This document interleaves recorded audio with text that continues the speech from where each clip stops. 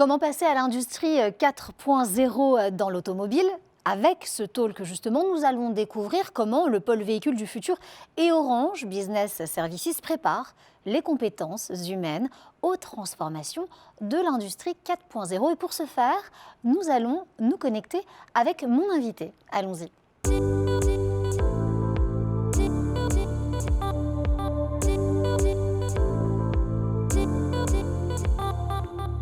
Et mon invité à distance, Ludovic Parti, bonjour et bienvenue. Bonjour. Vous êtes chef de projet chez 4H Factory et avec vous, nous allons justement parler de ces véhicules du futur et de ce qui nous attend avec Orange Business Services. Alors justement, j'aimerais que vous nous présentiez, s'il vous plaît, le pôle compétitivité, véhicules du futur, mais aussi 4H Factory dont vous faites partie. Oui, bien sûr. Donc le pôle véhicule du futur, c'est le réseau en fait des acteurs de la filière automobile, des transports terrestres et des mobilités. Et nous sommes sur les régions de Bourgogne-Franche-Comté et de Grand Est. Nous bénéficions d'un label national pôle de compétitivité qui représente en fait en région la plateforme de la filière automobile et des mobilités, qui est composée des deux constructeurs, des deux grands constructeurs français et des 4 équipementiers français également. Ce pôle a été fondé en 2005 et il s'appuie sur 435 adhérents et 22 permanents au service de ce réseau. Il s'adresse principalement aux entreprises industrielles de services, mais aussi aux acteurs académiques et aux organismes de formation. Et on offre, si vous voulez, 3 piliers. Le premier, c'est un réseau, le réseau des entreprises, le réseau de ces industriels. Le deuxième, c'est le montage et l'accompagnement des projets d'innovation. Et le troisième, l'amélioration de la performance des entreprises et des compétences de leurs salariés.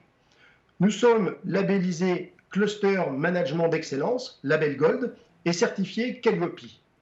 Alors, dans le cadre de la montée en compétences de cette filière automobile, nous portons un projet qui s'appelle ACE, Attractivité, Compétences et Emploi, avec 3 industriels, le groupe PSA, maintenant Stellantis, le groupe Schaeffler et Delfingen, et 3 organismes de formation, l'UMM Bourgogne-Franche-Comté, d'Alsace, et ainsi l'ensemble des réseaux universitaires, écoles d'ingénieurs, mais également écoles, lycées, pour permettre effectivement de déployer cette montée en compétences, donc au service à la fois des entreprises, mais aussi au service de la formation académique.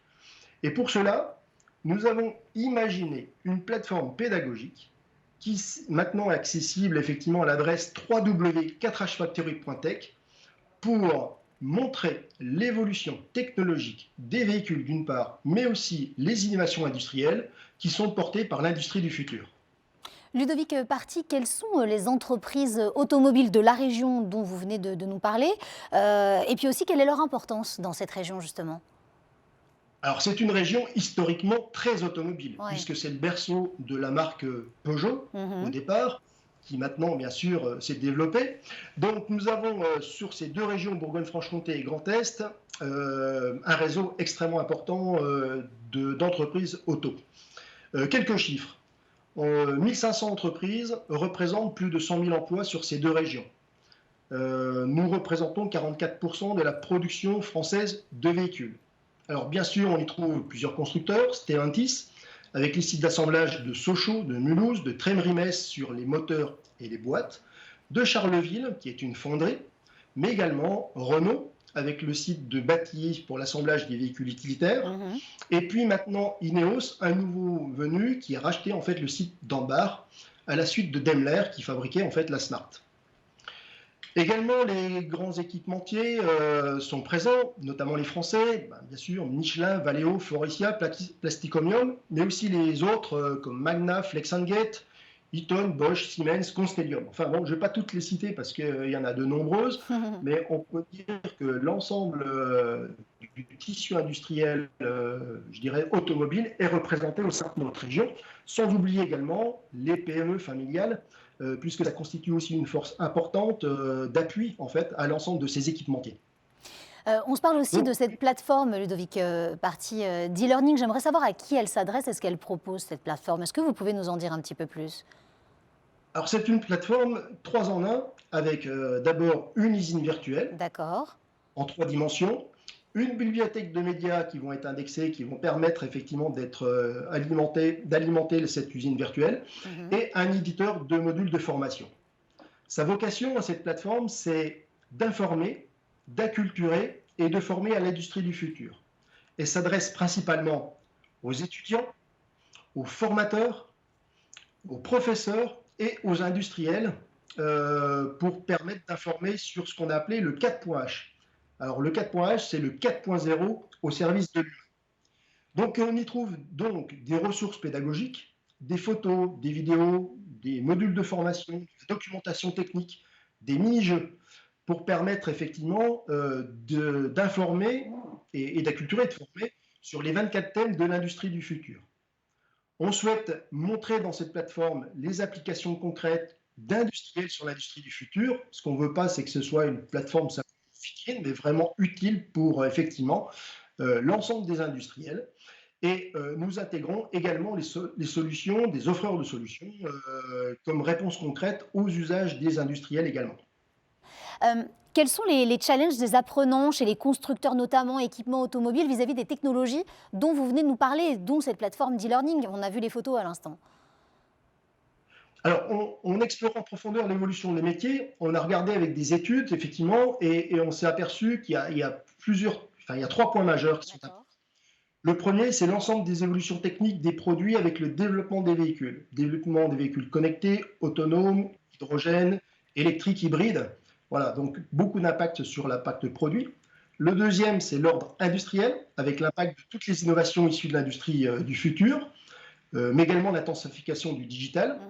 Hein, et le troisième, c'est d'ordre sociétal. On a la mobilité qui secoue très fortement en fait, les usages. Services de mobilité, la mobilité douce, l'usage, est-ce qu'on veut une voiture ou est-ce qu'on veut la posséder, est-ce qu'on veut la louer. On a également un gros impact sur les habitudes de travail qui ont évolué en 2020 avec la crise sanitaire.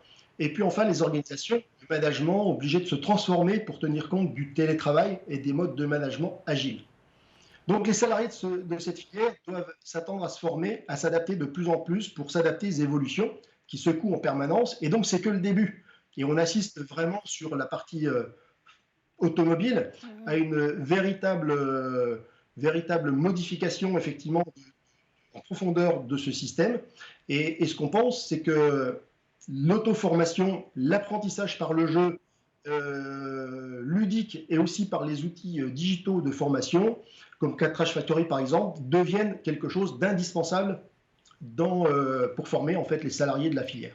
Alors si on parle de ressources technologiques, parce que vous l'avez dit, on est dans la formation avec les salariés des filières à chaque fois, quelles sont les thématiques technologiques, si on rentre un petit peu dans le vif du sujet, de la plateforme auquel Orange a participé? Alors avec Orange Business Services, on a identifié quelques thématiques, notamment l'Internet des objets, avec le réseau 5G, le réseau LoRa, le smart tracking, le suivi de flotte des véhicules, de containers. On a identifié la cybersécurité, orientée vraiment industrie. On a identifié le pilotage des installations, leur sécurité et celle aussi des personnes, mais également la réalité augmentée et la réalité étendue, donc la réalité étendue à l'aide effectivement de ces deux technos, réalité virtuelle, réalité augmentée. À ce jour, avec Orange, nous avons réalisé 5 modules de formation parmi ces thèmes qu'on a identifiés et qu'on vient de citer. Vous l'avez dit pour les salariés, maintenant j'aimerais qu'on aille du côté constructeur, équipementier. Comment est-ce qu'ils vont se mettre justement à ces transformations de l'industrie 4.0? Et puis surtout, d'après vous, Monsieur Parti, qu'est-ce qui est prioritaire pour eux? Comment est-ce que vous le percevez ça? Alors, on voit que le processus de transformation donc, des entreprises a déjà commencé. L'important, c'est la performance qui peut être portée par les dispositifs Industrie 4.0.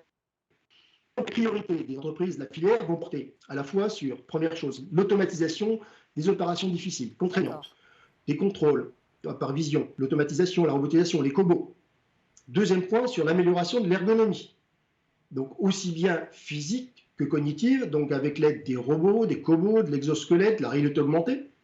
Le troisième point, c'est sur le traitement et la remontée des données, afin de piloter le flux de production en temps réel. avec une efficacité maximum, avec l'Internet des objets, l'intelligence artificielle, les data analyses. Et le quatrième point, c'est l'apport que peut apporter le digital pour aider, soutenir, assister les salariés des entreprises, donc la réalité virtuelle, la réalité augmentée, les tablettes, les smartphones, les objets connectés. Et tout ça pour effectivement accompagner cette montée en puissance d'évolution que doit supporter effectivement l'industrie automobile. Alors, ce sera forcément ma dernière question. Vous venez de me tendre une jolie perche. Comment est-ce que vous aimeriez dans le futur qu'Orange accompagne l'industrie automobile pour cette grande transformation du 4.0 ?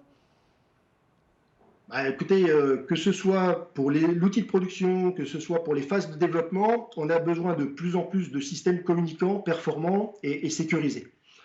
Je crois qu'il est indispensable de pouvoir donner aux entreprises des priorités en fonction de leurs besoins. Et le 4.0 est tellement large qu'il faut pouvoir éclairer en fait ces entreprises. Je pense qu'Orange a cette possibilité de simplifier l'accès au 4.0 en offrant des solutions simples sur des sujets qu'on a évoqués juste précédemment. De plus, la notion d'architecture globale est essentielle pour tout ce qui est digital. Ça ne concerne pas que l'IT, mais ça concerne aussi toute la couche industrielle de terrain qui est maintenant connectée et en relation avec les systèmes. Enfin, il y a toute la gestion des objets de toute nature qui contribue effectivement à développer, avec l'arrivée de la 5G, l'Internet des objets, sans oublier toutes les informations qui en découlent et le traitement de toutes ces informations. Donc pour moi, la data qui peut être sûre, d'un point de vue sûreté, sera certainement un des sujets d'avenir, mais surtout, bien sûr, d'accompagner, vous l'avez compris également, les compétences des hommes et des femmes dans cette nouvelle ère qui sera en perpétuelle évolution. Eh bien, merci beaucoup Ludovic Party d'avoir été notre invité à distance aujourd'hui parce que ça se passe aussi comme ça et ça ne nous a pas empêché d'échanger aujourd'hui. Merci pour votre présence. Merci beaucoup à vous. À très bientôt. Quant à nous, on se retrouve très vite pour un nouveau talk. Alors, restez bien avec nous. Orange.